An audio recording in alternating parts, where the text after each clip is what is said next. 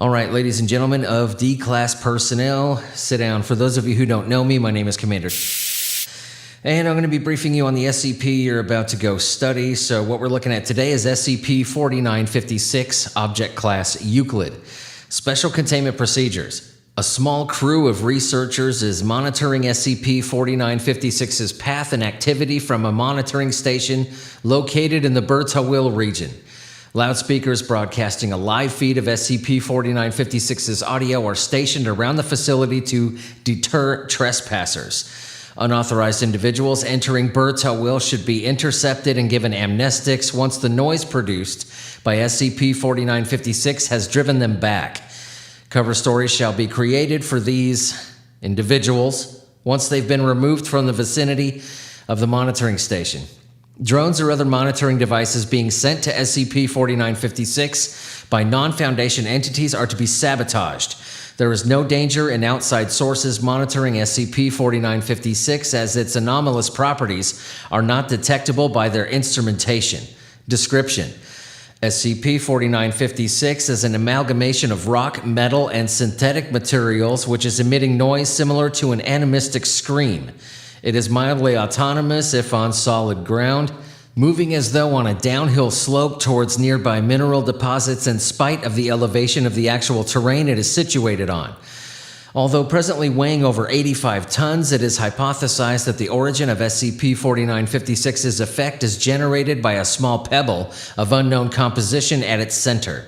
As SCP-4956 comes into contact with solid masses of mineral, ore, or refined material such as iron, copper, tin, or steel, they are integrated into the amalgamation. Outside forces can still affect these materials, but there is no known method of removing them. There is a direct correlation between SCP-4956's size and the increasing energy of pressure waves SCP-4956 is generating. Given the current size of SCP-4956, it is believed that any human coming within 16 kilometers of it would be deafened, and continuing to approach it would cause embolism and organ failure at the 10-kilometer mark.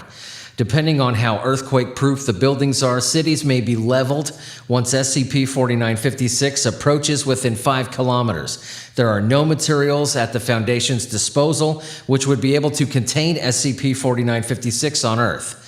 The first reports of SCP-4956 come from rural Bulgaria during the Second Balkan War, when peasants brought a humming rock to local magistrates.